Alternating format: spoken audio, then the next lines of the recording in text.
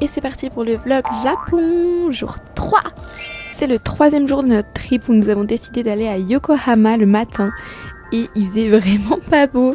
Et après 40 minutes de train, on est arrivé. Direct à la sortie de la gare, on est tombé sur une exposition Nissan. Donc pour les fans de voitures, c'est cadeau, c'est pour vous.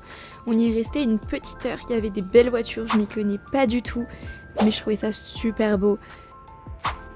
Forcément, j'ai pas pu tout vous montrer parce que ça prenait vraiment 7 minutes. Mais avec toutes ces images, laquelle vous avez préférée, dites-moi. On s'est rendu au fameux parc d'attractions de Yokohama. C'était la raison principale de notre venue, pour la grande roue notamment. Si vous avez le vertige comme moi, franchement, ça vaut vraiment le coup. Essayez de braver votre peur parce que c'était incroyable. Il y avait aussi des jeux à pinces dans le parc. Évidemment, nous étions déjà accros, alors nous y avons fait un petit tour avant d'aller manger. Et pour le repas, on s'est arrêté dans une chaîne de restaurants dont j'ai oublié le nom. Désolée. Mais c'était des robots chats qui nous servaient à table et c'était trop cool et trop cute. Ensuite, on a fait un petit tour dans le Chinatown du coin. C'était incroyable. J'ai rien à dire, ce temple était impressionnant et vraiment très beau. Je vais vous laisser sur des photos de la matinée avant de continuer.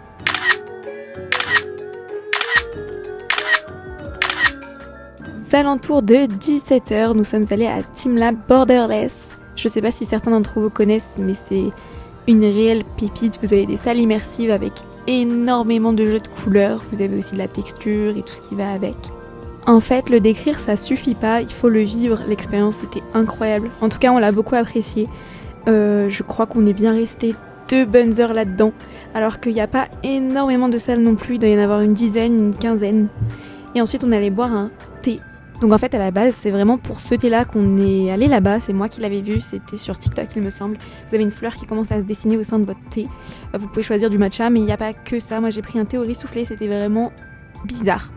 Mais après vous savez que en matière culinaire je suis vraiment pas très objective. On a passé vraiment une demi-heure à comprendre le système, on pensait qu'appuyer sur la fleur faisait cet effet là, pas du tout. C'était simplement le mouvement où on retirait le thé qui créait cet état là. On a continué à explorer les salles qu'on n'avait pas vues, on s'est perdu, on a refait des salles qu'on avait déjà faites. La vidéo est très longue pour ce vlog aujourd'hui parce que on a vu énormément de choses différentes. Et j'ai supprimé parce que sinon ça durait vraiment 10 minutes et ça aurait pas été le concept même du vlog que je veux faire. Je vous laisse juste profiter de ce dernier banger. Cette journée 3 était top.